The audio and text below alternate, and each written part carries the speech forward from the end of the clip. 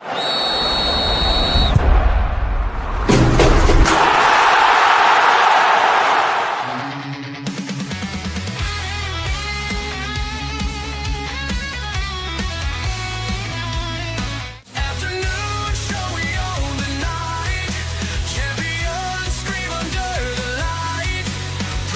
is a great honor for every fan of the Dallas Cowboys.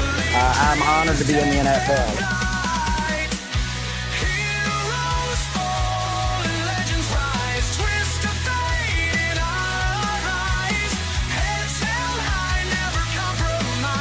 What can I say? Mamba out.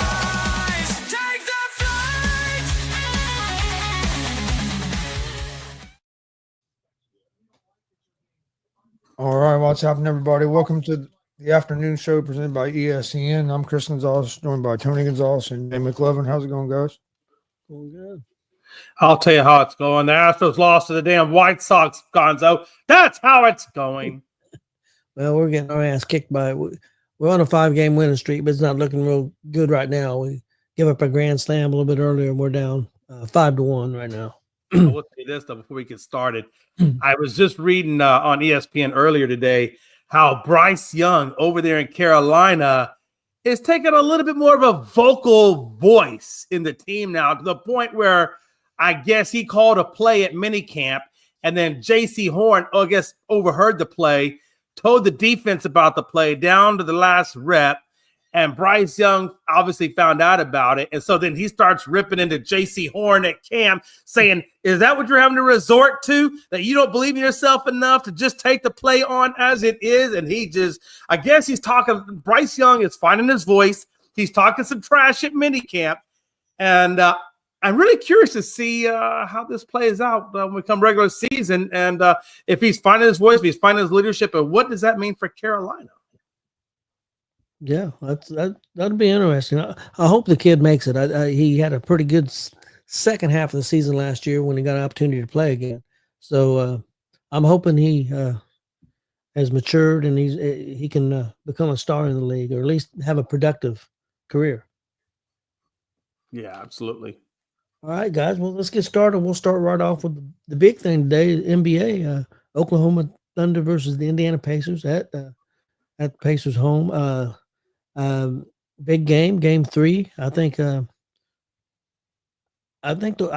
the winner of this game here has a real good shot of winning the series. Not guaranteed, of course. I mean, I think it's going to be a 6 or 7 game series. I really believe that. I hope it's a 6-game series because I don't want to go back to Oklahoma for a game 7. So, and if we can take care of our home court, that don't happen. We can win our 2 games here and then win game 6. That don't happen. If we can just take care of home court now, we don't have to do a game 7. So a big game for the Pacers, I believe. Chris, what's your thoughts? I'm looking forward to it tonight. I think it's going to be another good game.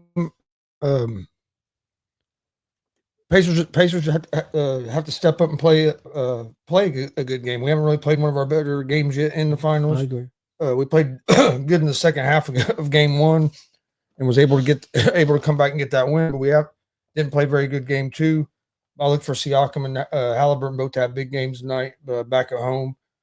Siakam has only had, I think, 3 games total in the 3 or 4 games total in the playoffs where he hasn't had 20 points.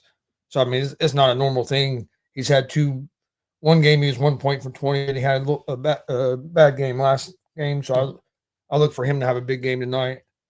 And I think Gainbridge is going to be rocking. I think it's going to be a fun game to watch tonight. And hopefully we can get the win tonight, because if we get the win tonight, we put all the pressure on OKC going into Friday. Yeah. With it being us up 2-1. And if we can get that and go into Friday game 4, all the pressure's on OKC because they don't want to go down. You don't want to go down 3-1. Yeah. And if we just hold home court now, we win the series. Like that's easier said than done. It's easier. It's a lot harder. Yeah, it's easier said than what it's going to be. I mean, if we just win our 3, if we can just win our 3 home games, we win the series. But that's the way. I'm not saying we're going to win all 3, but that's the way teams map it out. That's what you're. I mean, yeah, you got home court advantage now. I mean, now you have a chance where if you just take care of business at home, you're you're an NBA champion. Yeah, that's the way teams map it out. The Thunder had that. The Thunder can take that back tonight. Yeah, no doubt. I think one of the big keys is that, again, Halliburton don't have to score 30 points for us to win. He just got to be. He needs to be right around 20 with have about at least 10 assists. Yeah. And when he does that, we don't lose very often. No, not very often. Well, they said in the playoffs, I think we've only lost like one game in the playoffs where he's had 20 points. So I think that's a big thing, and also nobody really shot the ball well for us. We game 2. So I mean, especially from 3-point, and we got to get close to our averages. If we can get close to our average where we're shooting close to 50% and 45% 3-point line, I feel pretty good. We got to play better defensively. We done that. We done that in game 1. We just turned the ball over 8,000 times. Yeah, that's true. So Jay, what are you thinking? Yeah, I think it's absolutely critical for you guys to get the win tonight. Pascal Siakam even said that this is the biggest game of the series. He's quoted saying that. So I think everybody knows the importance of this game. I think if you guys don't get the win and OKC gets back-to-back wins, not only get the last, they split the series, but then they get the first win in Indianapolis. They get those back-to-back wins. That really sets a high momentum. That sets a high tone for OKC going into game 4 at Indiana. So it's really important for you guys to get the win tonight. You're going to have to play good defense. You're going to have to, really execute well. You're going to have your bench do. Obi Toppin's going to have to come out and do well. Mathurin's going to have to come out and do well. The whole team as a whole is going to have to come out and do well. I really think you cannot afford to get down like you have in past games and then do those comebacks in the second and third quarters like you have done over the last the first game of the series, not so much the second game, but the first game. That's huge for you guys. I tell you, man, that's like I was talking with Bo earlier today, and he's like, Jay, there's only so many times you can come back, before you can't come back. And I think that magic, if you're not careful, can run out on you. So I think the Pacers absolutely have to set the tone. They have to come out aggressive. They have to play good defense. They have to limit the turnovers. But you guys got to have the lead going into the second half and not be down going into the second half. I just don't think there's so many times you can do that. And then that one time you just can't do that. And if you don't do it in game 3 and you go down 2-1 going into game 4, it just makes it a little bit more difficult for you guys to continue. And not only that, but then you look at OKC now getting the home court advantage, and you guys are not on the home court advantage. Yeah, I agree with what you're saying, but this game is just as important for OKC to win as well. Of course it is. Yeah, of course. The only thing, Jay, I agree with you, Jay, except I agree with you about not getting too far behind. I don't think it's a big deal if we're down 4 points. If we're down 4 or 5 at half, it ain't a big deal. But we can't be down 15, 20. No, yeah.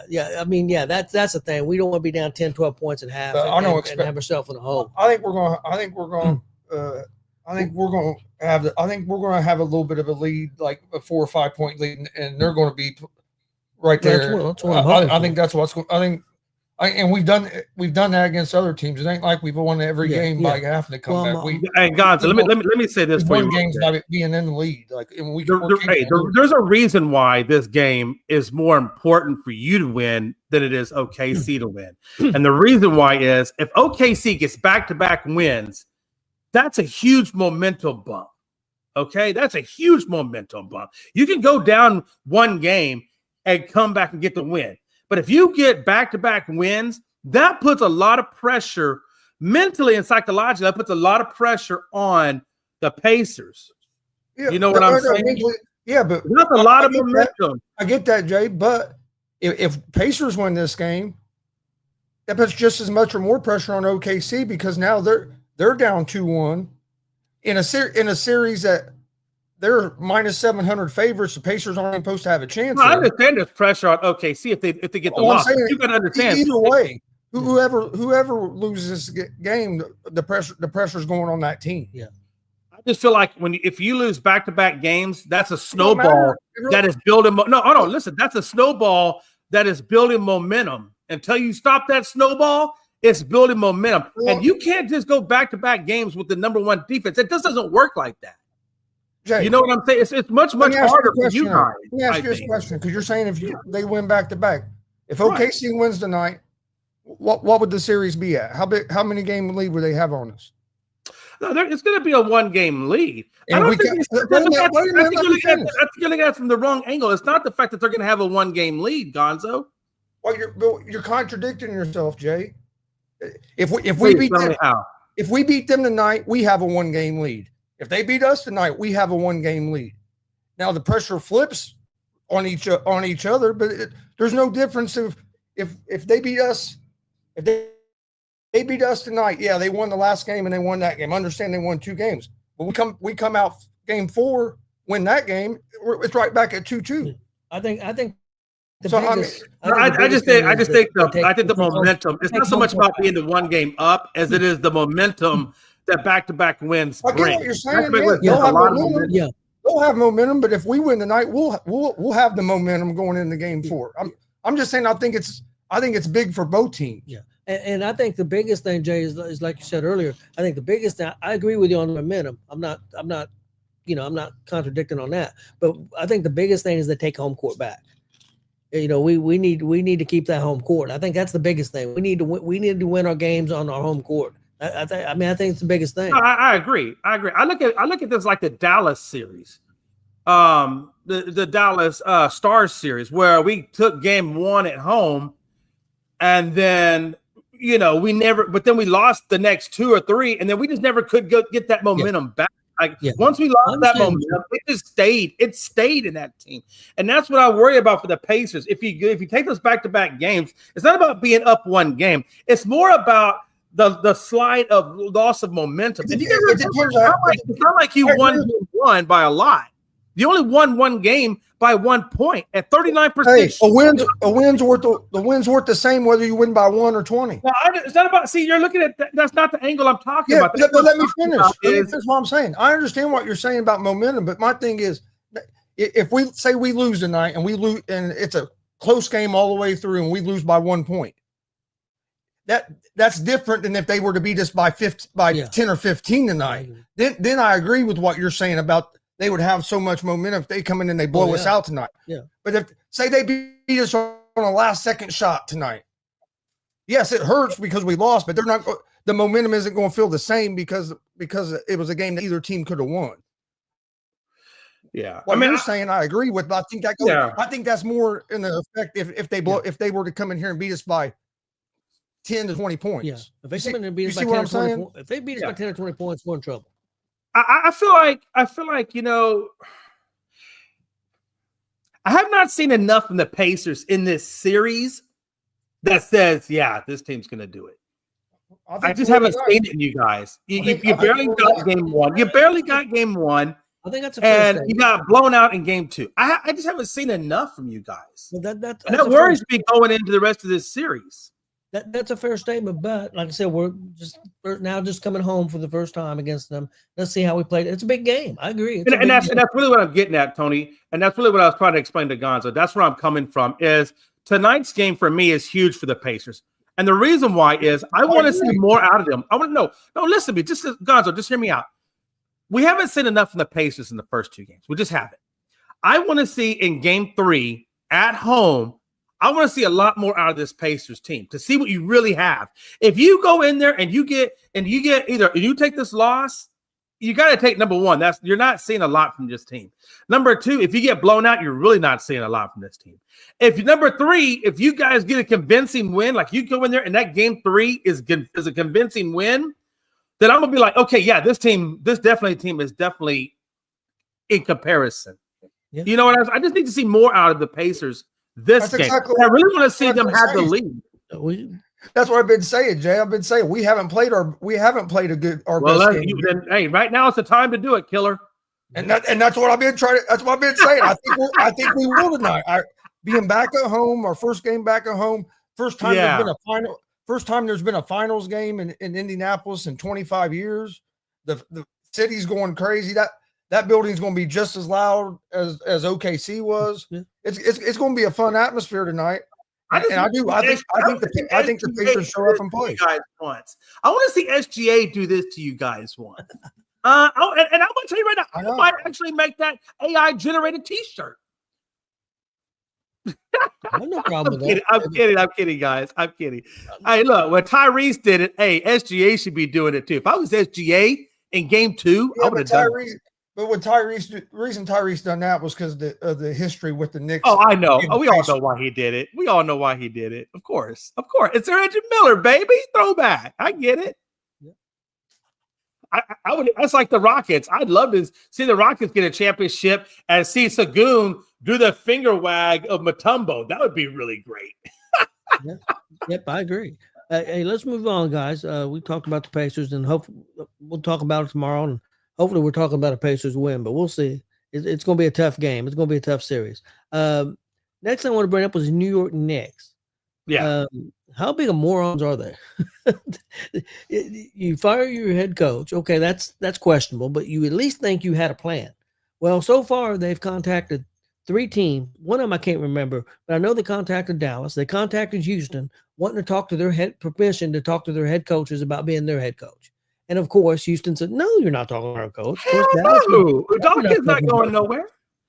And so, I'm just flabbergasted that they're out here trying to talk to other teams' head coaches that are fairly successful teams. I mean, it's just crazy. I got to tell you, is that not a slap in the face, though, to Budenholzer, Taylor Jenkins, and Mike Malone? If you're one of those 3 coaches, 2 out of the 3 got NBA championships, and they're not attached to a team. Would you not? Does that not kind of a slap in the face that they're not even coming in for interviews? And like you said, they're going to other teams who have coaches. One thing I think Chris brought up the other day about Malone, I don't think Malone's a fit because the players didn't like the coach already, and this guy's like Chris said, disciplinary, and so they're not going to like him either. So I don't think Malone's the fit that the players want. It sounds like the players wanted him out, and I think that's why he's out. I mean, that's what the kind of the reports I've been hearing. And I hope they get what they wish for. I hope it comes back and shits all over him. I think the guy did a pretty good job with what he was given. He was a defensive coach, and he was given an offensive team, and the team couldn't play defense, and that's why they got beat by the Pacers. I mean, this is the New York Knicks. I mean, they have a history of self-sabotaging their own organization. Well, yeah, I agree with that. But if they stepped up and played better defense, they might have had a better chance. They didn't play defense for shit. Yeah, I mean but they are a self-sabotaging organization. So what they're doing is not really a surprise to me, because this is the pattern that they've always done, right? That's why they haven't gone anywhere in 52 years, right? Yeah.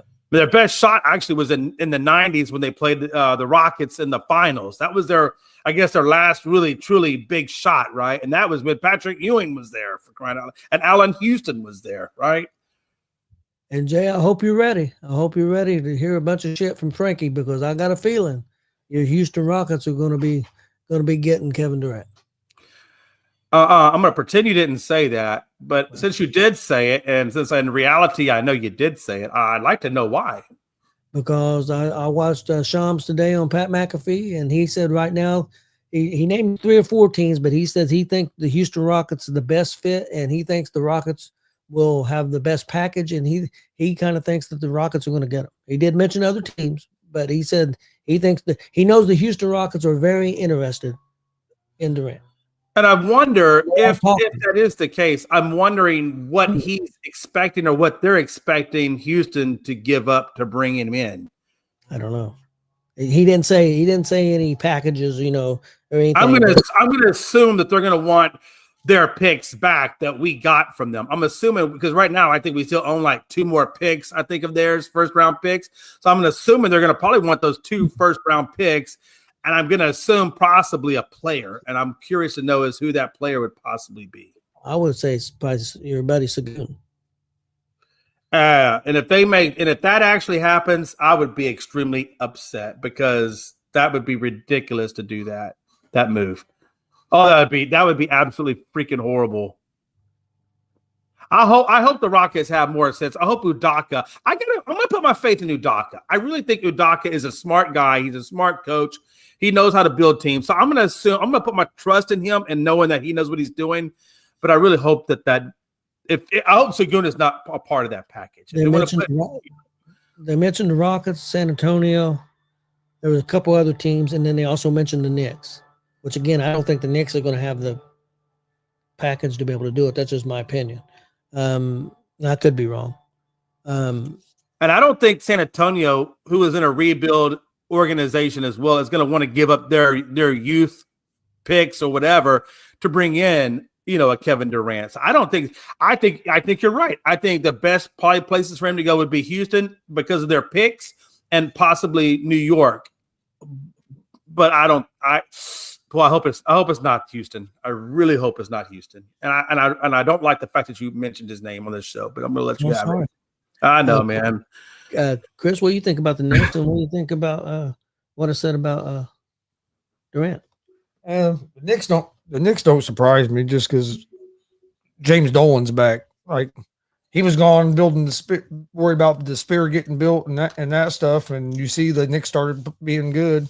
Now he's back and decides he wants to get his hands in there and start making decisions. And now you fire your coach after you make the Eastern Conference Finals for the first time in 25 years, been in the playoffs out of the last 5 seasons, and you do it without a plan. It's just plain stupidity. I mean, yeah. There ain't no other way to put it. It's stupid. Like, if you're going to make a move like that, you have to have a plan. You should already, like, if I'm firing Thibodeau, before I decide to fire a coach that the last 2 years had me in the second round of the playoffs and in the Eastern Conference Finals and 250+ win seasons, I'm damn sure going to have a plan and probably going to already have who I'm going to hire lined up before I just fire the guy. Like, you know what I mean? If you're getting rid of a coach of that caliber, you would think, oh, there's somebody better out there. And I basically got it confirmed that they're willing to come here.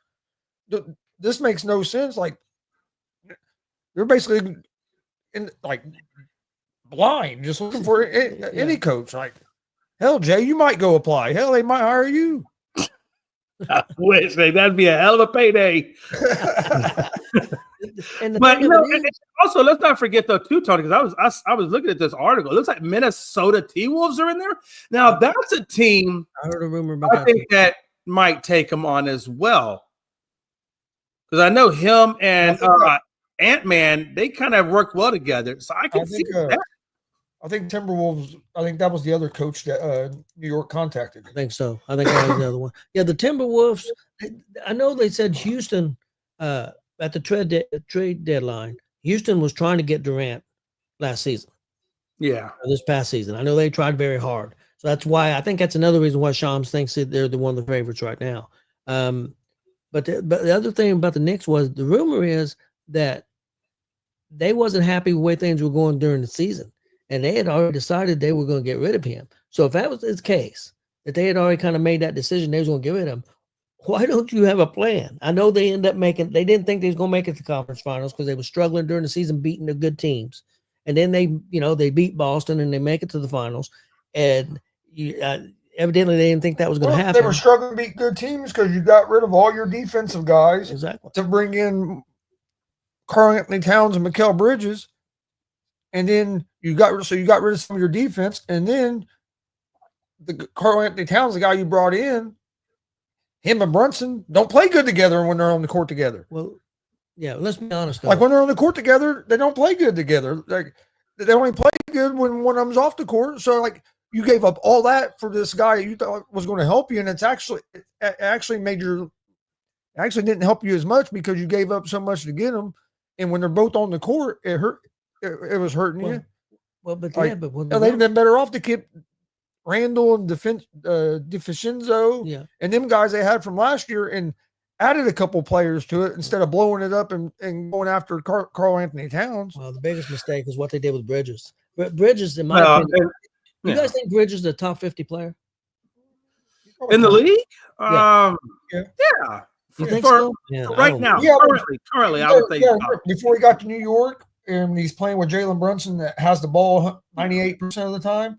Bridges was a 25-point a night guy. Like, but he's not that there because he don't get the ball. Well, that's what he doesn't get the ball. I still don't. They gave up way too much for him. But he is a top 50. I'm saying He is a top 50 NBA player. But what I'm saying is he's in a bad system there because, and I don't think New York will ever win a title if they don't change the way they play. I agree. Brunson's going to have to change the way he plays some if he wants to win an NBA title. It's hard to win a title when you have one guy that's like a 90% usage rate. Like he has the ball all the time. Everything's called for him. And you see when he was off the court sometimes and Towns was on the court, their offense looked a little smoother because the ball was moving around and other guys team ball always beats individual. Other guys get an opportunity. Yeah. And like with Bridges, when you're over there and you only might get 8 shots a night, like it's hard to get in a great rhythm too. I think Brunson has to he's the opposite of Halliburton. Halliburton needs to look to score a little bit more. Brunson needs to look to facilitate a tad bit more. And I think that would really open up his game even more. I agree. I think if Jalen Brunson, to add on to what Gonzo said, I think if Jalen Brunson adopted his game a little bit to like Jimmy Butler's game, because Jimmy Butler looks to facilitate a lot. That's why he worked so well with Steph Curry, because he looks to facilitate the ball a lot. And then if the facilitation is not there, that's when he goes for his points.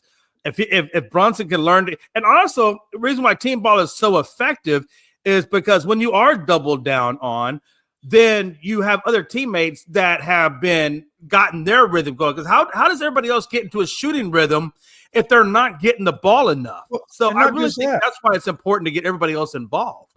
And not just that, the ball moves a lot quicker when you throw it. You're passing it to a teammate than when you're dribbling it around. Oh, sure. So when you're passing the ball around, it makes it that much harder on the defense. Yeah, absolutely. I mean, there was a stat that came out earlier about the Pacers. When the Pacers are off of passes, they're shooting like 65% in the finals.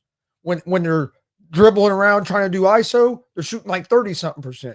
But when it's because it's a lot harder to close out in them shots when you pass it and you swing it to the other side. It's hard for the guy to get out there. But if you're dribbling, it's a lot easier for a guy to stay up with that ball. Yeah, true. Especially if you find yourself in, a 7 or 8 point deficit. That team ball, like you said, that team ball makes better use of the clock, and it gives you better quality shots when you're trying to come back. It's a lot more stress on the defense. I agree. What a time to be alive, man. But I will say this. I really hope. Here's my thing about. I'm gonna end it with this. The problem I have with Durant is, number one, he's not a leader of a team. Number two, his defense is not too bad, but it's not great. But my biggest problem with Durant is his age and his injury risk. He often gets injured a lot. So there's a lot of games during the season that he takes off due to injury. But at 37 years old, do I really want to give up some of my youth? Would any team want to give up some of their youth for a 37-year-old guy that's probably out of the league in 2 years? So I think the best spot for Durant would be a team that is has maybe a little bit older squad that's looking to get maybe like a Golden State, somebody who's a little bit older, but trying to get over that hump, maybe that type of team.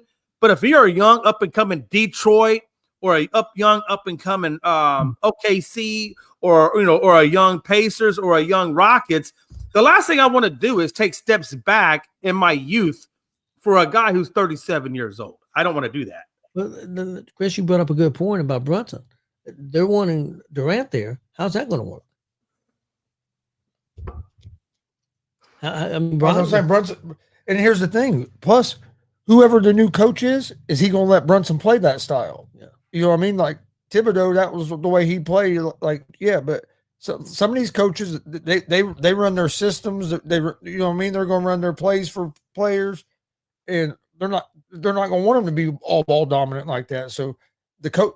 That's the thing with the coach too, is what kind of system is that coach going to want to run as well. But yeah, if you get a guy like Durant, it's going to be the same thing with Towns. Like if they're both on the court and only one guy's touching the ball, it don't matter. So Brunson is going to have to adjust the way he plays a little bit. To me, if the Knicks are going to Knicks are going to go any farther than what they did this year. Let me ask you guys about Durant. I don't look at the statistics that much. I don't know what Durant averaged point wise and field goal percentage and stuff, but on TV today, they were saying that Durant is one of the best.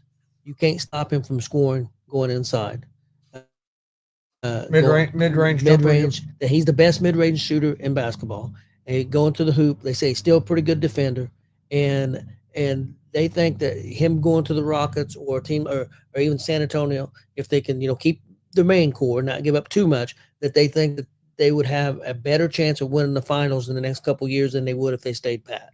Do you guys agree with that? Or it just depends on what you have to give up. Yeah. Because Durant he's one of the best mid-range shooters in the game. Like he's hard to stop the score when he gets to his spots. And when he's healthy, he usually can get to his spots. He's not a terrible defender. It just depends what you like, how much that you got to give up. Like if you're the Rockets and you keep most of your core, yeah, it's going to help you. But if you have to, it just depends on what you're going to have to give up to get them. So what I like about the Rockets is we have a really good bench and we have a good 5. The last thing I want to do is bring in a guy like Durant and have to give up some of those core bench pieces or whatever, because then I feel like you're turning me into the Suns, where I got a great 5 but have no bench depth. And to me, that's not a recipe for success. The second thing is, you said a couple of years, maybe you're competing for a finals. Well, in a couple of years, he's 39, damn near 40. Nah, you can keep that bullshit. You can keep that. I don't want any part of that Durant conversation. I like what we have. I want to add to it either through the draft or through a free agent who is a good 3-point shooter, a decent defender, and mid-20s. That's what I'm looking for to add to this core, not a 37, almost 38-year-old player that I'm going to have to give up a lot for to get. Nah, I've seen this model go down before, and it never works out well. It never works out well. Before we go away from the NBA, I just want to ask you guys' opinion on this. I said something to Chris about this the other day. Guy's a free agent. Can't remember if he's restricted or not restricted. Giddey for the Bulls. He really played well once they made that trade, and he came with the number 1 guy for them. Played fantastic. Do you think he would be an upgrade over Van Fleet? I think he would. I got to see him play about 10 times this year, and I was really impressed with Giddey. Now, he may cost a lot more money. I don't know. Chris, what do you think? Do you think he would be an upgrade over Van Fleet? I think yes, because you're getting he's younger. He's younger, and I don't think he has as many of the injury issues as maybe Van Fleet has had. He's younger, definitely. That's a good point. That's a good point. Yeah. Yeah, I agree with that. I also see where Van Fleet gives that young Houston team some experience as well. But yeah, I was really impressed with him. No, so I was pulling up Giddey's numbers just to see what is. Do you have Giddey's numbers in front of you? No, I don't. Mike Hughes probably tell you his numbers, and Mike Hughes. I got it right here. So he averages overpay for Giddey. It's what we do. Overpay for Giddey. It's what we do. Yeah. Giddey gives you 14.6 points, 8.1 rebounds, 7.2 assists. He's a 46.5 field goal percentage.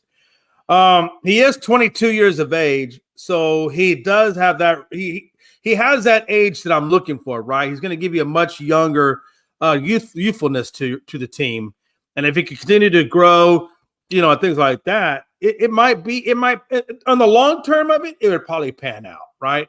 But Jay, it would definitely probably pan out. This is a team that you can grow. It just depends on how much you got. I know his average was 14 points, but that second half of the season, he was averaging a lot more than that. That's what I'm saying. I mean, I don't really. I was just giving the stats line what he did that season. I know what it ended up. Yeah, but yeah, I wouldn't mind taking on a Giddey. Like I said, our average youth age of the team is 25. You bring in a Giddey, he's 22.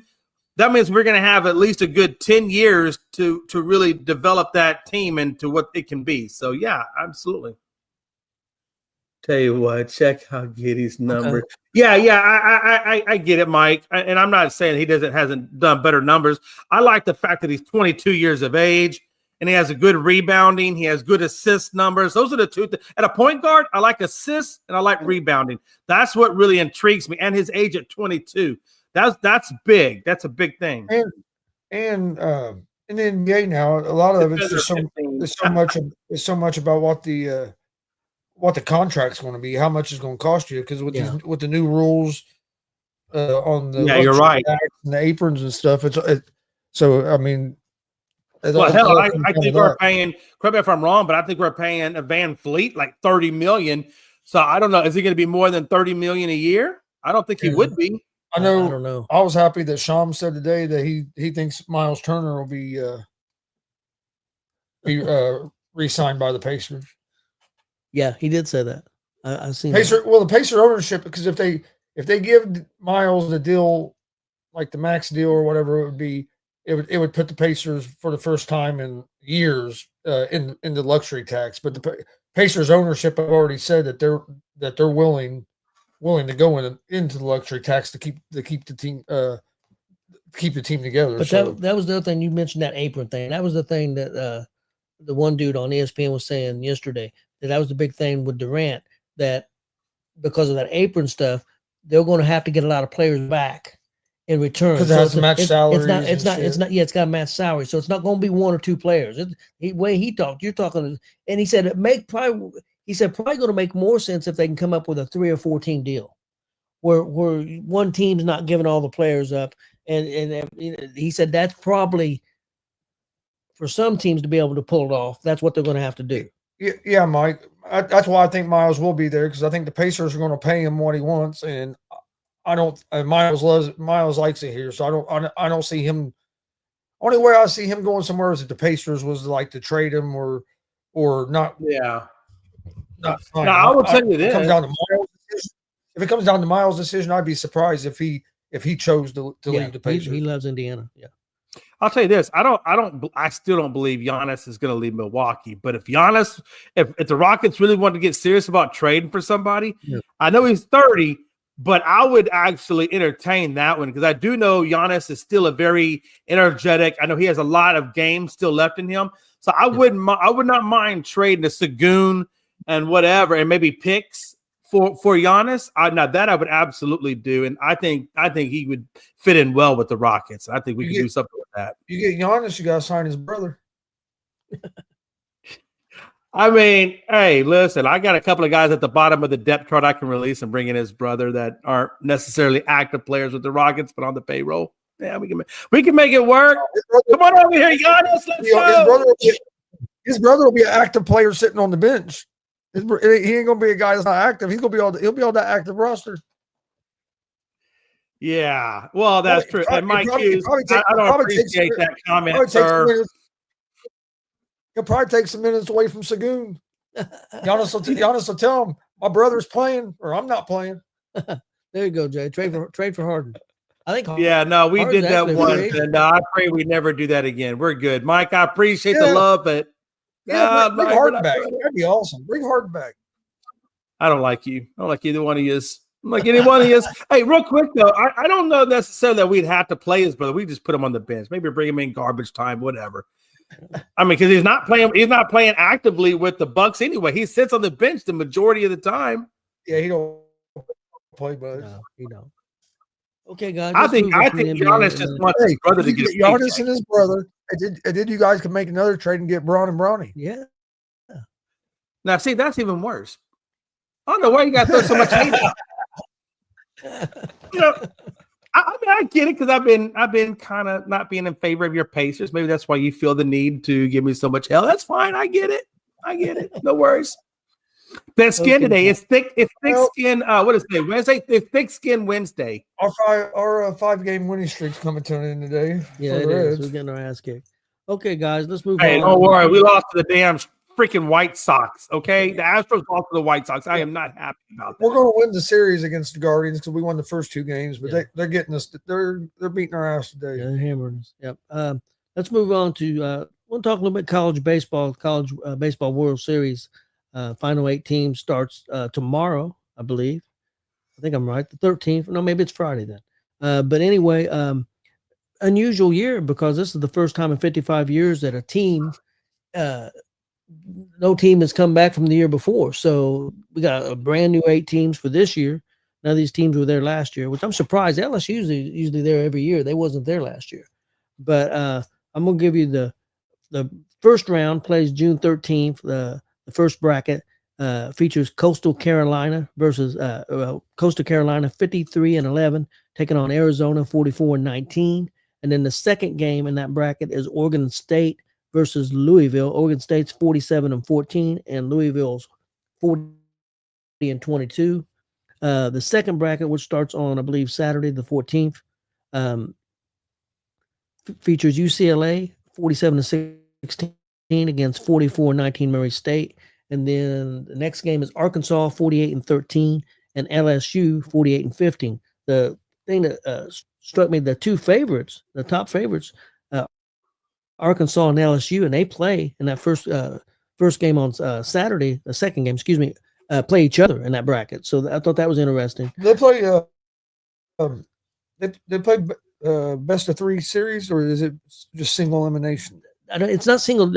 I think you could lose a game. It might be double elimination. Yeah, I think it's a double elimination. But I think it's double elimination. Yeah, I think the finals is the championship game is best 2 or 3. Yeah, championship game. But you can go to a loser's bracket if you lose, and you still can fight your way up.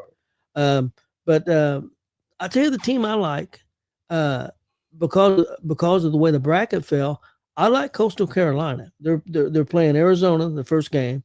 Let me give you the odds. The odds to win, according to the bet makers, are Arkansas plus 200. They're the favorite. LSU plus 230. Then Coastal Carolina and Oregon State are both plus 650. UCLA plus 850. Arizona plus 1400, and Louisville plus 1600. Murray State plus 3500. I like Coastal Carolina's bracket. I think they have a good chance to make it to the finals. And Arkansas and LSU is going to beat up on each other. I think it's pretty interesting. What do you guys think? Yeah, I like the Coastal Carolina take. The fact that they're taking on Arizona, I would expect them to beat Arizona. So I think they do get that win there. And you're right, Arizona going against LSU. One of those two teams will knock it out. So that's one less team. I think LSU. I still feel like LSU is going to take that one. So I'm going to go LSU on that game. Oregon State and Louisville. I think I'm going to go Louisville on that. I like Louisville, so I'm going to go Louisville on that one. I think it's Coastal Carolina. Is that how that would work? Would Coastal Carolina then play Louisville? Is that how that would work? Yeah. Now, of course, these teams that lose the first round still can come back because there is a loser. Oh, yeah, right. So, yeah. Then they go to the loser bracket. We don't have to worry about that until they get to that level. Yeah. Yeah. I didn't see Louisville play, but I did see Oregon State play a couple of times. They look pretty good, Jay. They look pretty good. I was impressed with Oregon State. So I think it's going to be Coastal Carolina and Oregon State winning that first round matchup. The one I'm going to go with UCLA over Murray State, and Arkansas and LSU. I think you could flip a coin. I think they're really close. I kind of agree with you because both those teams are usually in the World Series quite a bit, especially LSU. I kind of agree with you. I think LSU, even though they're plus 230 and Arkansas is plus 200, I kind of like LSU in those first round matchups. Chris, what do you think? Right. It's been crazy. This college baseball, starting with the regionals and the super regionals, you had just a bunch of upsets. I mean, you had Vanderbilt get beat early, UTSA beat Texas early. And it's just like you said, we have all teams that wasn't here last year.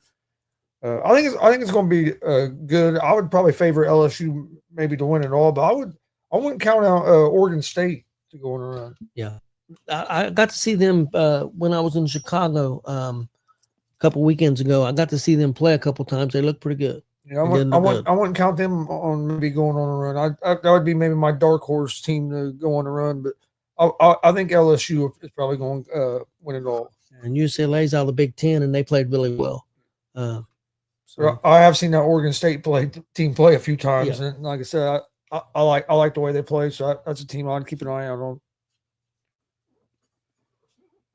Well, guys, the next thing I have up for today is I seen a list, ESPN top 50 players of all time.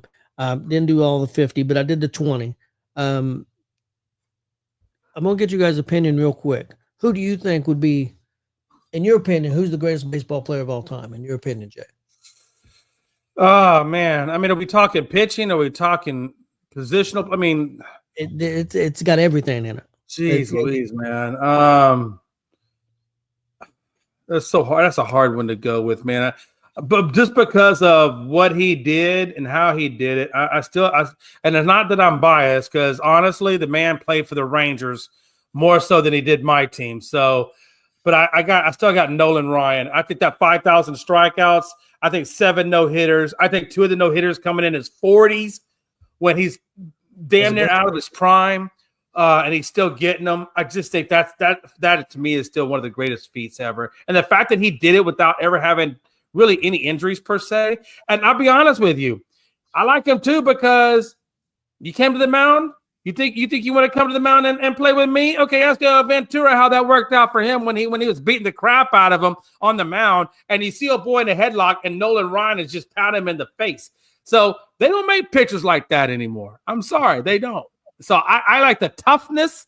I like the skill set of Nolan, and the man was just the express for a reason, right? So I got Nolan on that. And again, we're talking. That's just a hard question to answer because there's a difference between pitching and hitting, right? But I got that. Okay, Chris, who would be your number 1 player? Well, if I go my number 1 player, just as a fan, you know who that would be.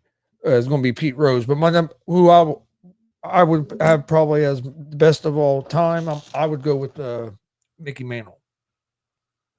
I tell you what, I think you can make an argument for Pete Rose. I think you can make an argument for Pete Rose. That's who came to mind with me because the way he played, his style of play, and everything. Yeah, I didn't want to say Pete Rose because he's my favorite player of all time. So I'm going to be but just like you. I mean, don't get me wrong.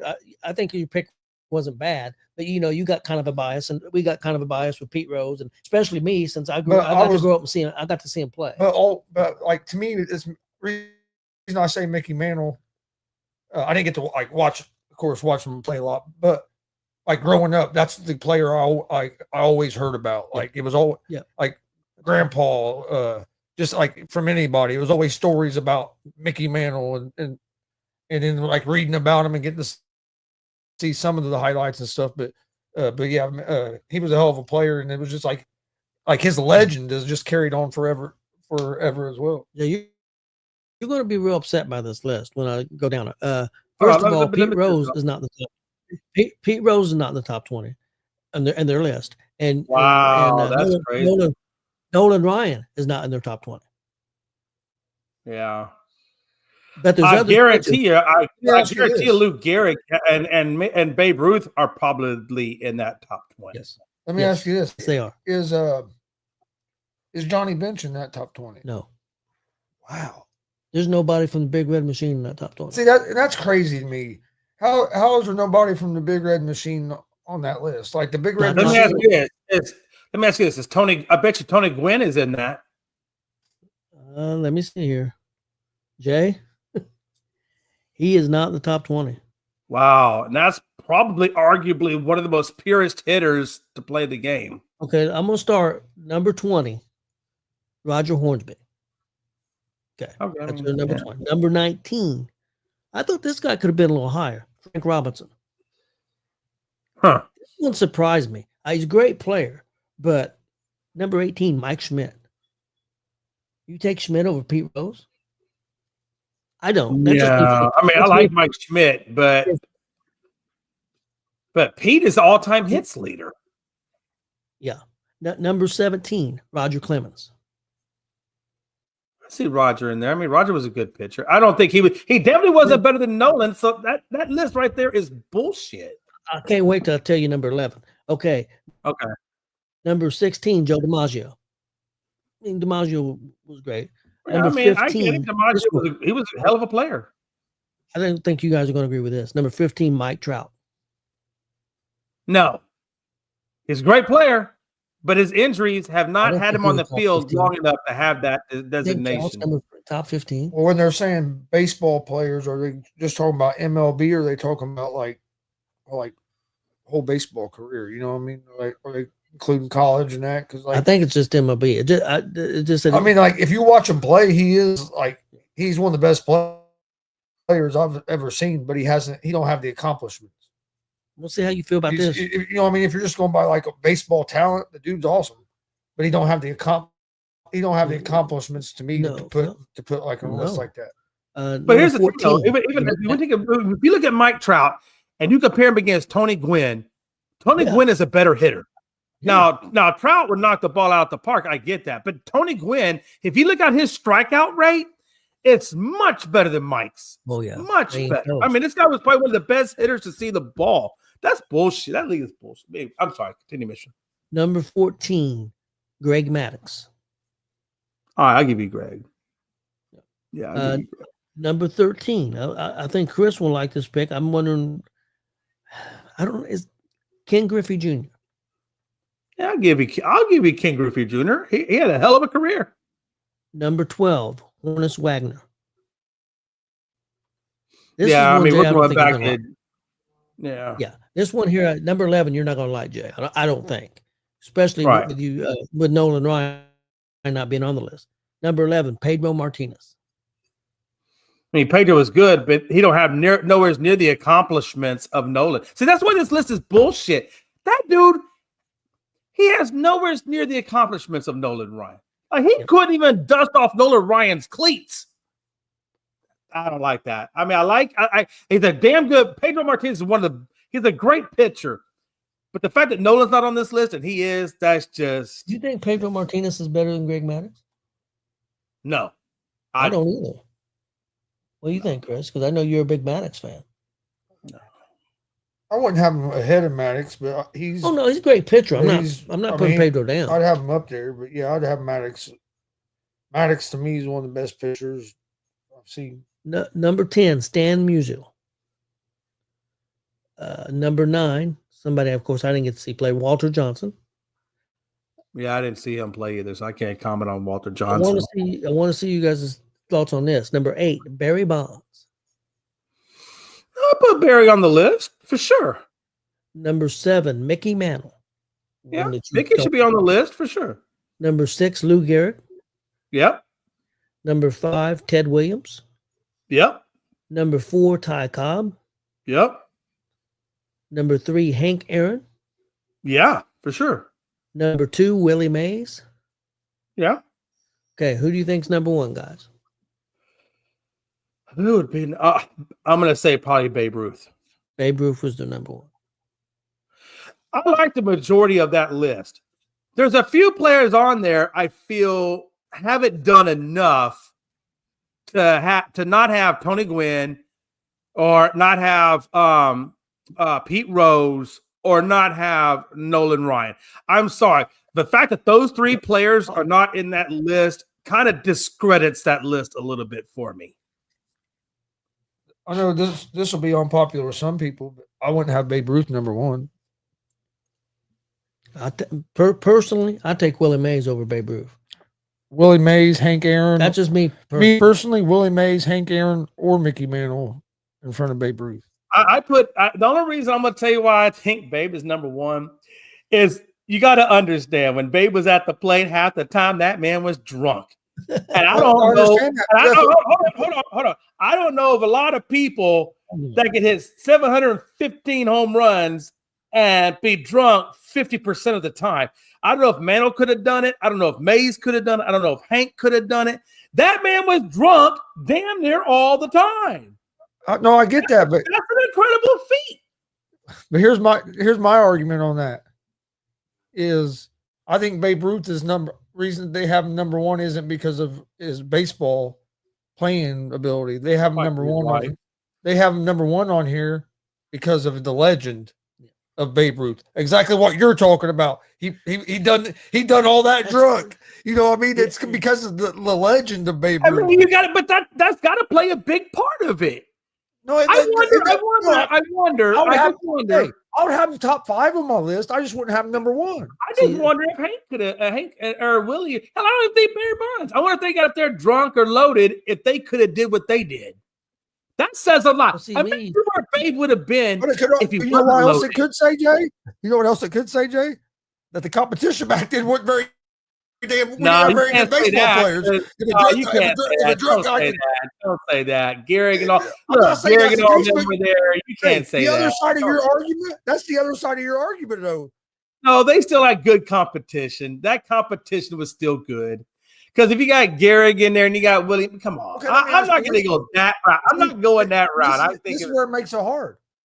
Where the competition then how does it compare to the competition now? Well, yeah, okay. And you can say, well, you know what? Okay, let's put Babe Ruth in this era. Let's have him grow up in this era. I'm not saying the era. I mean, you know, that's you're not getting my point. My point actually helps your argument about Nolan Ryan, but you're going the other direction with it.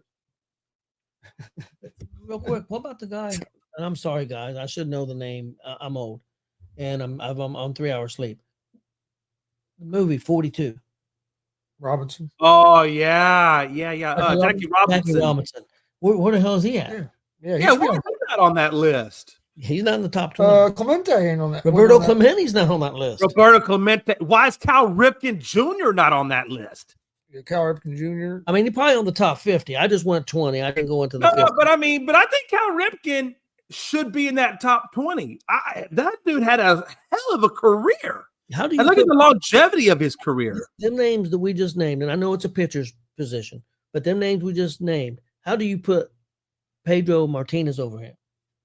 Any of them names we just named. Yeah. Mike Schmidt. How do you put I'm sorry, I like Mike Schmidt. He's a hell of a good third baseman, but I don't think he's better than some of the players that we just talked about. You have him over Pete Rose? I mean, come on. Yeah, like you said about Babe Ruth and the legend. I barely got to see a little bit of Willie Mays. I've seen a little bit of, but I remember Say Hey Willie Mays. I remember that legend of Willie Mays and that great catch he made out center field. So Willie Mays Hayes? Yep. Well, Willie Mays Hayes. And then Hank Aaron. I remember watching on TV when Hank Aaron broke the record. I was watching the game on TV as a young kid. I don't know how old I was, 7, 8, 9, 10 years old. I know a guy that sold a Mickey Mantle baseball card and bought a house and all kinds of stuff with the money. Sold that. Was it a rookie card? Was it a rookie card or something special about it? I mean, other than just being not that it's Mickey Mantle. No, it was a rookie card. It was worth a lot of money. Yeah, if you got a rookie card, hell. And if he would have, and I bet you he autographed it to get that level of money too. I bet. I'm not sure if it was autographed or not, but I know it was. In truth, though, I think Hank Aaron should have been in the top 3. Was he in the top 3? Yeah, he was 3. Okay, yeah. Guys, I'm gonna give you my top 5, and I've got names that's not on this list, which we mentioned. This would be my top 5. My number 1 would be Willie Mays. My number 2 would be Jackie Robinson. My number 3 would be Pete Rose. My number 4 would be Roberto Clemente. My number 5 would be Mickey Mantle. That's my top 5. Jay, can you? I don't like that top 5 at all. I don't like that top 5. I agree with 2 out of the top 5, and I mean in the 5, not like 10 or 15 or whatever. I mean in the 5. I don't know. I definitely think Jackie Robinson should be in there. For what Jackie had to go through to break the color barrier and all the things that he went through at the plate and the amount of pressure that was on him, for sure, no doubt about it. I definitely got. I don't have it written down, and I'd have to really think about it to write it down. So I'm not going to give a specific order, but I am just going to tell you the 5 people that I think are in my top 5. I pushed Clemente in there. I probably should have had Aaron, but I'm a big Clemente fan. I'm a big Clemente mark. So that's probably my bias there. But I think Mays, Robinson, Rose, and Mantle. I think you can make an argument for that. I look at what they've done in the league in terms of things that I know are super duper crazy, right? So number 1 would be the fact that Babe Ruth did what he did drunk. So that's why I'm putting him in there. The fact that he was a home run leader. The fact that Hank Aaron broke it, I would put him in there. Pete Rose, the fact that he's an all-time hits leader, I got to put him in there. And then I got to put Nolan in there because he's an all-time strikeouts. He's got 7 no-hitters. He did it at the age of 40. So over 40. So I got to put him in there. Now it comes, who do I put it in? Who would be the 5th person of that top 5? And I do think I got to put Willie Mays in there because what Willie Mays did in his career. So that would be my top 5. Not in any specific order. I don't care 1 through 5, however you want to number that. But that would be my 5 players that would be on my top 5. What do you guys think about Joe here? He's mentioned Reggie Jackson. Do you think he's in the top 20 or outside that? Oh, we already said Barry Bonds. But Barry Bonds is 8. For Reggie. You can make a case for Reggie. What he did with the Yankees and the Oakland A's, you can make a case for Reggie. I'd have to go back and look at his. I mean, you know, I'd have to. Hornsby did some great things. You know, Wagner did some great things. I mean, I'd have to go back and really look at those records a little bit tighter to say where. But like I said, if you're going to put Pedro in there, if you can put Mike Schmidt in there, which I think are two of our biggest ones that we have an issue with, then I think Reggie Jackson would compete with those two in some level to be in there. I think Frank Robinson should be higher than 19. Yeah. I mean, do you think really? I mean, I know Ken Griffey Jr. is great, and they had him at 13. Do you think Ken Griffey Jr. should be ahead of Frank Robinson? What was Frank? Can you give me the numbers on Frank real quick? Because that's how I would look at it. Like, what was his OPS slug percentage?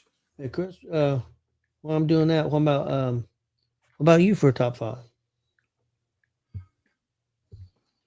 I'd probably have Aaron, Clemente, Robinson, Mantle, and Rose.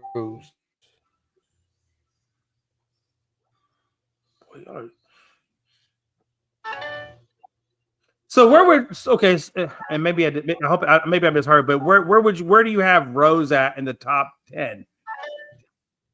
Like, would he be somewhere in the middle of your top, like around 6 or 7 then at that point? Rose would be in my top 5. Oh, okay. Did you say Rose? Maybe I didn't hear that one. Yeah. Okay. I said Hank Aaron, Pete Rose, Clemente. But why would you have? Let me ask you a question. Why would you have? I agree with all of your list. And Mantle. Okay. I agree with the majority of that list. I just don't understand why you would have Clemente over Nolan Ryan. I mean, because I noticed you didn't have any pitchers in there. So that's what I'm.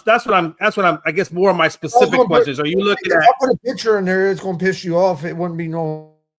I just don't understand why y'all discount him. Like, I'm not discounting him. No, I'm not discounting in the facts. I'm not discounting him. I'm just. No, I mean, it kind of is. You're talking about putting Rose in there because he's a hit leader, but yet we don't put Nolan Ryan in there when he's a strikeout leader. Whoa! That's not the only reason I put Rose in there is because he's the hit leader. Rose is the only player in MLB history to start in the All-Star game at 5 different positions. Rose is also the only player to have he has like the most gold gloves at multiple positions. Like Rose wasn't just a hitter. That's not the reason I'm putting him up there. And his style play. Yeah, Rose wasn't has the most hits in the game. I was going by him as a complete player. I just think it's crazy. I mean, when you look at Nolan with 7 no hitters, Nolan Ryan would definitely be on my list. He definitely would be. I think maybe it's a little bit harder for pitchers to get in those. Which is what I was saying earlier, Tony. I think sometimes we look at positional players maybe a little bit differently than we look at pitchers, right? That's what got me. Was Walter Johnson a pitcher also? Didn't he pitch some? I believe. All right. I think he did. But other than that, the highest pitcher is number 11 in Pedro Martinez. And I don't know what they're smoking. I wouldn't have Pedro at 11. No. The only 2 pitchers in the top 20, which I think Walter Johnson pitched, but I mean that was way before our time. So I'm not discounting him, but that's before our time. But you got Pedro Morales at 11, and you got Greg Maddux at 14. That's it on them. This blows my mind, man. I mean, you know how you guys feel about the Pacers? That's how I feel about Nolan Ryan. I feel like the man just gets like no respect, man. Like, it doesn't matter that he has a record that nobody will ever touch. You know, I'm pretty sure Maddox never threw 7 no hitters. It just blows my mind a little bit. But Jay, hey, you know what? That's a power of opinion. We all got opinions, I guess. Frank Robinson had 586 home runs. He had just under 3,000 hits. You want real quick if we want to go with about pitchers that should be on that list? What about Cy Young? Yeah. You got. I mean, that is why they call it Cy Young. I'm not going to discredit that. You know what I mean? Like, how could he not be on? How could he not be on that top 20 list ahead of like Pedro Martinez? I mean, it's just irresponsible. Like, I mean, they picture awards named after the dude. No, I'm right there with you. Hey, Gonzo, look, man, I'm not gonna debate that with you. I agree. I agree with you. Somebody else's name we haven't mentioned, and I wouldn't say he's well, he'd probably be close to the top 20. Ricky Henderson. He'd have to be close. No, he's a great player. Ricky Henderson's a great player. He'd be in the top 50. I don't know if he'd crack the top 20, but he'd be in that top 50, I believe. Is he like one of the highest stolen bases type of guy? Like, I don't know how many stolen bases he had, but I know he had a lot. Yeah, he had, like, that was what he was known for, was stealing bases. See, on this, they have Tom Seaver listed as a guy. Randy Johnson, that was a name that never got brought up. Okay, he was number 24 on that list. Yeah, Joe, we already talked about Ty Cobb. He was in our top 20. All right, number 25, guys, a guy I've never even heard. Number 25, a guy I never even heard of. He played for the New York Giants from 1900 to 1916, and he played for the Reds in 1916. Christy Mafferson. He's their number 25, and I don't even know who this person is. I mean, yeah. And and the crazy thing about it is, you're even going back at a time when they didn't even really keep records like they keep records now. They had Henderson 23, Chris. Tom Seaver 22. So Nolan Ryan's not even top 25. Here's the list. Cy Young was 21. I found this list I only know let's see where is it made up. A top 10 list of all-time pitchers is subjective, but here's a list based on various criteria like wins, strikeouts, ERA, overall dominance. And this was made by AI. Okay, so let's see what we think. Okay. Number 1, they have Walter Johnson. Known for his fastball and longevity, he accumulated an impressive win total and strikeout numbers. Number 2, pitcher of all time, Cy Young. His name is synonymous with pitching, and he holds the record for most career wins. Number 3, Nolan Ryan, a strikeout king. I think it's fair. Ryan's dominance spanned several decades. Number 4, Tom Seaver, a dominant pitcher for the Mets. He was known for his fastball and control. Number 5, Greg Maddux. I'd have Maddux ahead of Seaver, but I'd be fine with Maddux at 4. A true all-around pitcher with a high win total and solid playoff performance. 6, I got Randy Johnson, known for his powerful fastball and unique delivery. Johnson also had a high strikeout count. Would you have Randy Johnson ahead of Seaver? That'd be close. It's close. It's splitting hairs. Number 7, they have Pedro Martinez, and a dominant pitcher in his peak years. Martinez was known for his speed and control. 8, they have Roger Clemens. I'd have Roger Clemens ahead of Pedro Martinez. I would too. A Cy Young winner with a high strikeout total. Clemens' career was marked by dominance. Number 9, they have Bob Gibson. Yeah, I forgot about Bob Gibson. A pitcher with a high strikeout total. Gibson also has a strong playoff record. And at number 10, they had Sandy Koufax. I forgot about Sandy Koufax too. And then the honorable mentions were Clayton Kershaw, Steve Carlton, and Phil Niekro. Hey, that's a list that AI came up with, hey guys, based on like stats and criteria. I want to see like where that. they have Nolan Ryan. So I've run up the top 50. I'll go for 50 down. Bob Feller at 50, 49, Frank Thomas, 48. I don't know who this dude is. One of them guys who played in the 1800s. Nap Joey. 47, Warren Spahn. 46, Suzuki, Hiro Suzuki. 46. I think that's 45, Wade Boggs. 44, Tony Gwynn. They got wow, 44. 43, wow. George Brett. 43, 42. Jay, you're gonna shit. Nolan Ryan. Man, I don't want to hear that bullshit. That's some horse shit. Stop reading that damn list. 41, Satchel Paige. 40, Jimmy Fox, another guy played a long time. Yogi Bear, 39. How do you have Yogi? I mean, I like Yogi Bear. How do you have Yogi Bear over Nolan Ryan? How do you not have arguably the best catcher of all time, one of the best catchers of all time? Johnny Bench and Jackie. Johnny Bench was a freaking, like, I just don't. Jackie Robinson, 38. Yeah.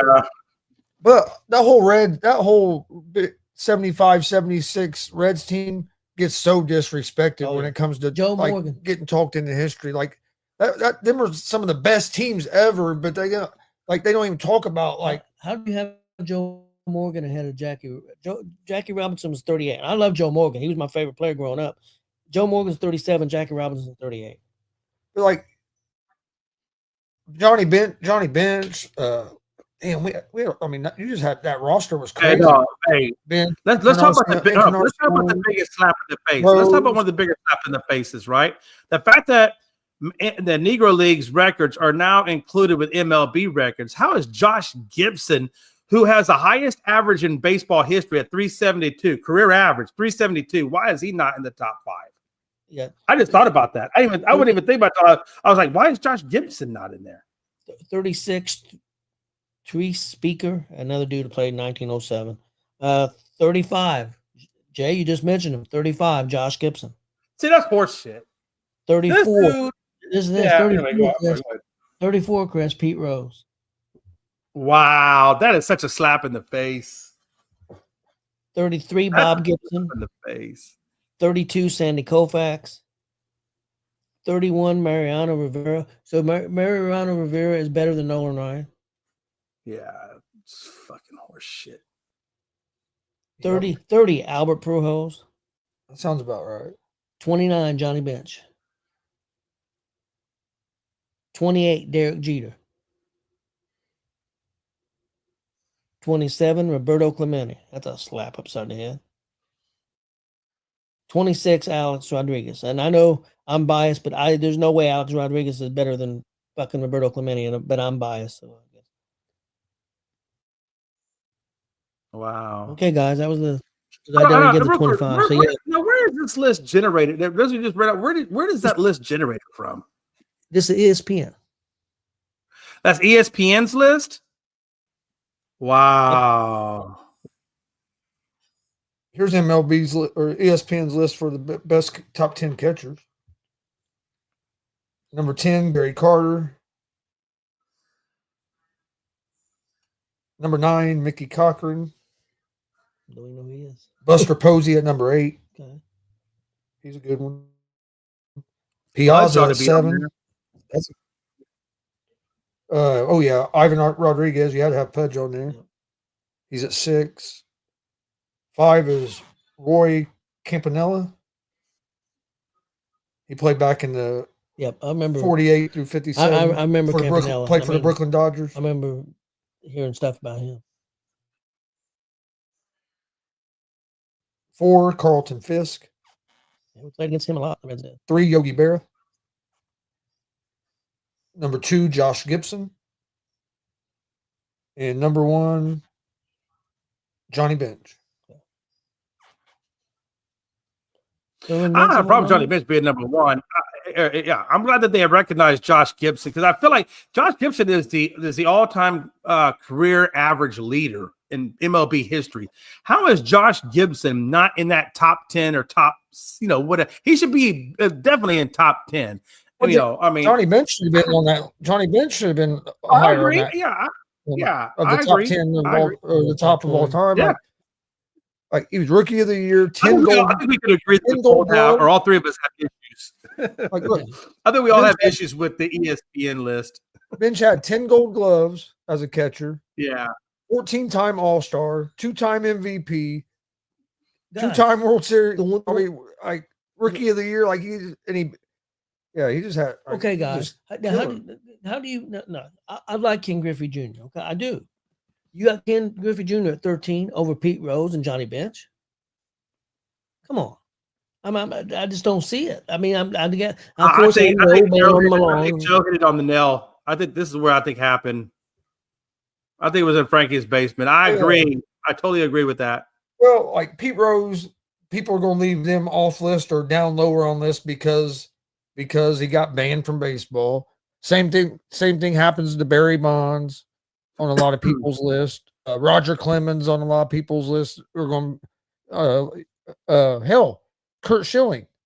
Not saying he should be on that list, but that dude should have a chance for the Hall of Fame. He'll never get a chance because of his politics. The two that bothers me the most is 11, Pedro Martinez. But I think this one bothers me even more. Mike Schmidt at 18. How the hell do you have Mike Schmidt at 18 compared to some of these other guys? And it's hard when you're making these lists too, because it's hard to compare. Like even like Walter Johnson. Yeah, it's hard to compare these guys to guys that I've seen. You know what I mean? That I've seen, because it's like yeah, you can go by numbers, but numbers don't tell you everything either. Like right, because the game evolved. The game evolved. The physical nature of your human body got more advanced. Technology, supplements. I mean, there's so much that goes into that, right? Well, this is the point I was trying to make earlier. Was I'm not taking nothing away from Babe Ruth, Mays, and them guys, but the level of competition where the whole game was at is a lot higher now than what it was back then. Like the game keeps kept getting better athletes. You know what I mean? Like nothing against them guys, because hey, they were good players. But athletes have gotten better. That. This is what I would need to see. I would need to see. Yeah, I just want to see Barry Bonds get hammered really bad over about a 2-week period, and have him bat over a 2-week period and see where his batting average is. I just want to see him tanked for 2 weeks. I don't prove that. It proves everything. No, it proves everything. It does. You know why it doesn't? You know why it doesn't? Because you're not going to be able to go get. You're not going to be able to go get a pitcher that was throwing that pitches like what Babe Ruth was hitting off of. Pitchers today are better pitchers than what Babe Ruth was hitting off back then in the day. So unless you look at a pitcher that was pitching to Babe Ruth, that don't mean nothing. That's fine. So let's level the playing field. Let's level the playing field on that. I agree with you. I do. I do agree because of the sinkers, the drops. I get all that. I get. So here's what we do to level that playing field. Let's go get a pitcher, and have him just throw down the middle fastballs. Just give him basic fastballs, and let's see how many home runs he hits. I would make that bet. How fast? How fast? How fast was the fastballs back in that day? However fast Babe was getting at, we'll just duplicate around that same speed. So we have to go back in the history books to see what the average speed was, and I don't even know. And that may not even be feasible, because they obviously didn't have radar guns back then. So I don't know if you could actually get an accurate speed or velocity. Wasn't Bonds' a home run rate crazy though? Because I wondered, like 1 in every 12 pitches he was hitting a home run or something like that. For a while he was nuts because they walk him so damn much. He wouldn't even see pitches. Like there was games. I remember watching games where he come up 3 times in a row and it was just four balls. They weren't going to pitch to Barry. Why would you? I mean, that's just game strategy 101. Don't pitch to Barry. Walk him. I'd rather have the walk than the home run. Yeah, we'll take our chances with everybody else. Good strategy. How do you take? I mean, don't get me wrong. Roger Clemens is a great pitcher. I'm not taking him lightly at all. But I don't know how you really put him above Nolan Ryan. Yeah, and he's a Texas boy, right? I mean, they're both. Don't get me wrong. He's a great pitcher. I'm not putting him above Nolan. Hell no. No, I'm not. I would put him above Pedro, and I think he above. I'm assuming he was above Pedro on that list. No. Pedro was 11. He was 17. Yeah, see that right there is just horse shit. Let me ask you. Horse shit. Probably gonna start shit here, but who would you have? Okay, Greg Maddux is 14. Roger Clemens is 17. Do you agree with? I mean, I'm not saying do you agree with Maddux over Clemens? Yeah, I'd have Maddux in front. I mean, it would be much more. I could definitely say that. I would go with that. If you say you got Maddux over Clemens, okay. I've seen Maddux pitch. I know how good he pitches. I think you can make that. I wouldn't argue if somebody told me, hey, I've got Clemens at 14, I've got Maddux at 15. I mean, they're so close. I don't think that, what I mean? But that's much more palatable in terms of credibility to the list than it is to have Pedro over that. That just kind of shoots your credibility. I wouldn't have Pedro. Should Hank Aaron be in front of Babe Ruth since he broke his record?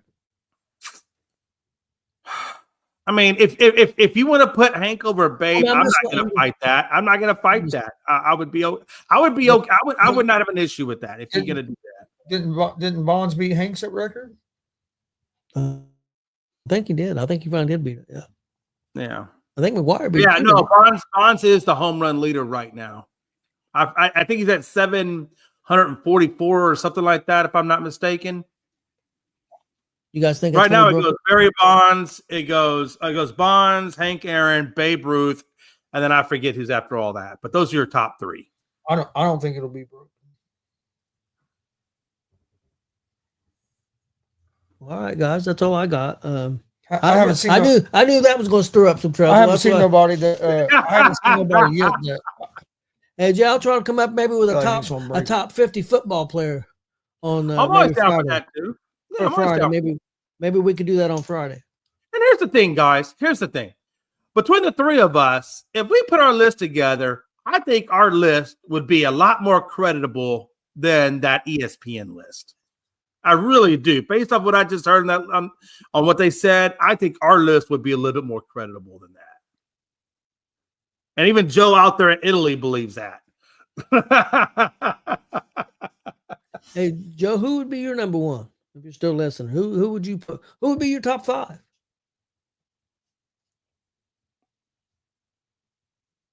And don't be putting no Italian guys on there. There ain't no Italian baseball players. I know there is. He did talk about Joe DiMaggio. Yeah, DiMaggio was great. Look, Joe DiMaggio was good. He was 16. I had probably him being on the list for sure. Okay, they got Trout over DiMaggio. What do you think about that? Yeah, that's horse shit. Yeah, I don't like that at all. I mean, I know Trout's a good hitter. I just don't like he just hasn't been on the field. He's hurt so damn much. You know, I don't know how you put him on the list. It's not a big body of work on Trout. You got Trout over Johnny Bench. Come on, over Pete Rose. Come on, these dudes need to get off the crack. I wonder if Pete Rose was put as far down on the list as he was because of the betting stuff. I wonder if that's just them and their personal bias on it. You know what I'm saying? The betting stuff was when he was a manager, not a player. But let me ask you. What I'm saying, though? I wonder if people. No, I'm just saying. But let me ask you guys this here, because I said I'd like Pete Rose in my top five. But okay, this top 10 of ESPN's got Musial at 10, Walter Johnson at 9, Bonds at 8, Mantle at 7, Garrick at 6, Ted Williams 5, Ty Cobb 4, Hank Aaron 4, Willie Mays 3, Babe Ruth 1. Who do you take out of that list to put Pete Rose, or to put Willie Mays, or to put Jackie Robinson, or to put Nolan Ryan? Who would you take out to add the person you want to add? Read that list one more time. 10 Musial, 9 Walter Johnson, 8 Barry Bonds, 7 Mickey Mantle, 6 Lou Gehrig, 5 Ted Williams, 4 Ty Cobb, 3 Hank Aaron, 2 Willie Mays, 1 Babe Ruth. I mean, that's not a bad top 10. I'd probably say Musial. I think it would be a toss-up between Musial and Bonds. I think Walter Johnson's done enough to stay in the list, but either Musial or Bonds, I would take off to put either Rose in or Nolan in for me. And I think Jackie Robinson should be in that top 10 too. Yeah, I think Jackie is a top 10. I don't think he's top 5. I think Jackie, needed more time. If you want to go look, that's the thing about Jackie Robinson, because part of his time was in the Negro leagues, and then part of his time was in MLB. So I don't really know what his true stats are, because some of those stats weren't recorded. Yeah. That kind of makes it hard for Jackie. Joe's got Babe Ruth, Hank Aaron, Joe DiMaggio, Lou Gehrig, and Nolan Ryan as his top 5. That's not a bad top 5.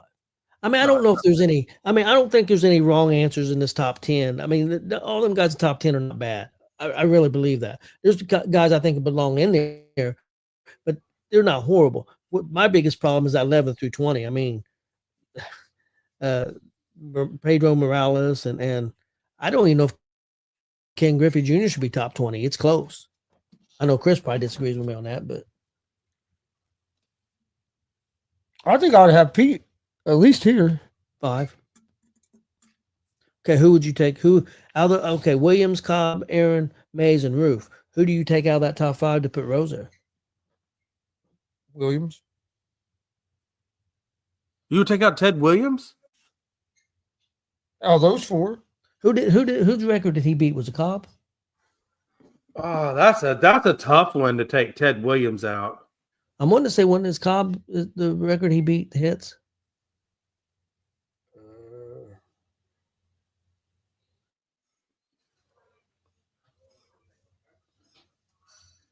I'm not sure. For some reason, I want to say it was Cobb. Cobb, who he beat for the hit league. And if I'm right, that's who I would take out. I would, if Rose is the one to beat him for the hits. If I'm right, I would put Rose in front of Cobb, or take Cobb out and put Rose in the top 5. Or Cobb. I'll be all right with that one too. But then again, Mickey Mantle's at 7. Mhm. You know, Mickey Mantle probably should be up in that top 5. It's tough.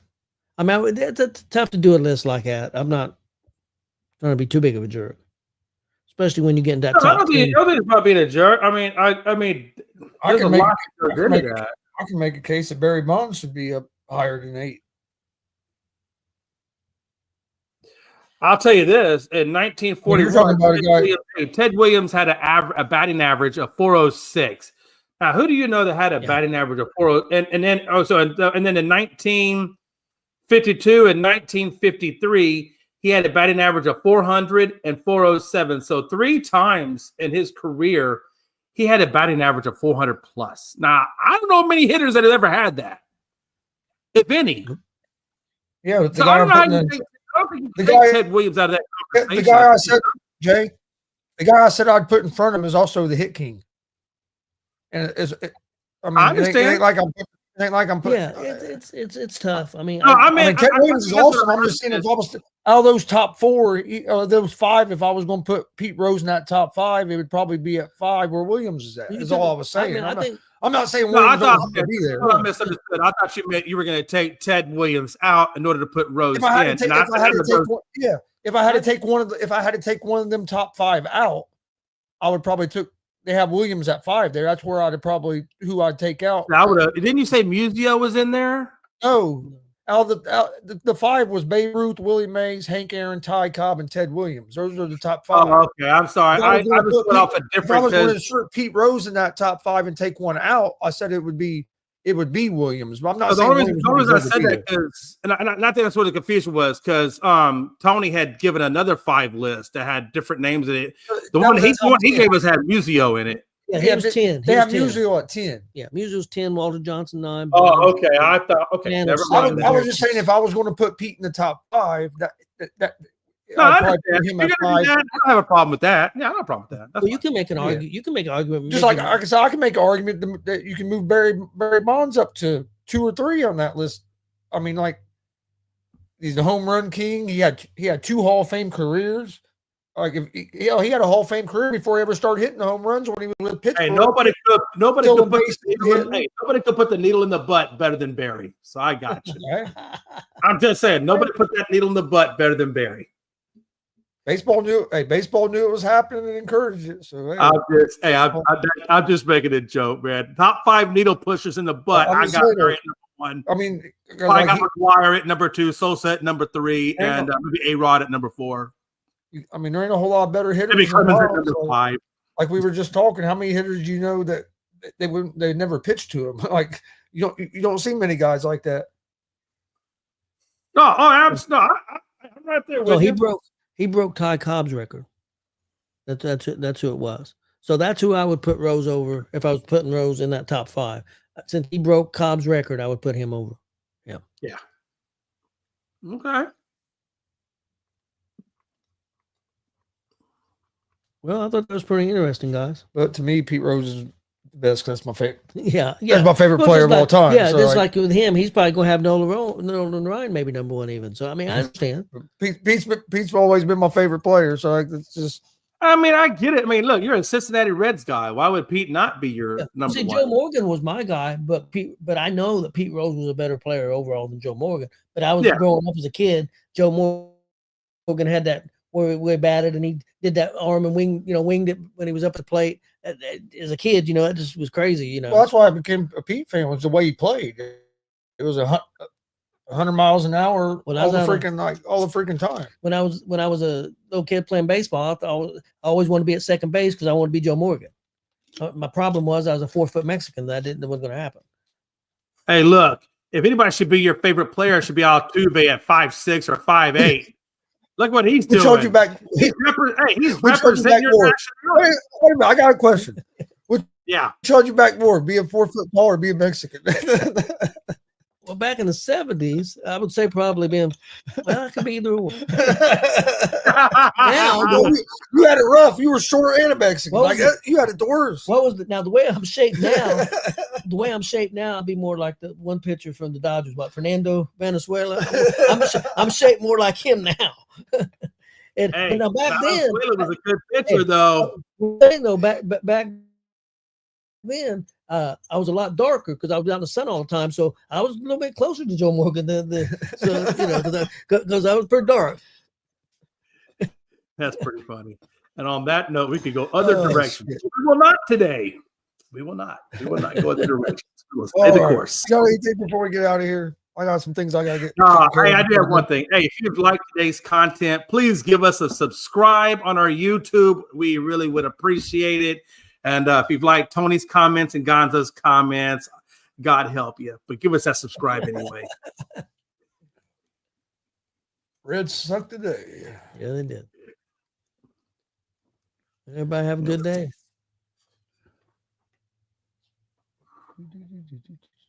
I'll find it now.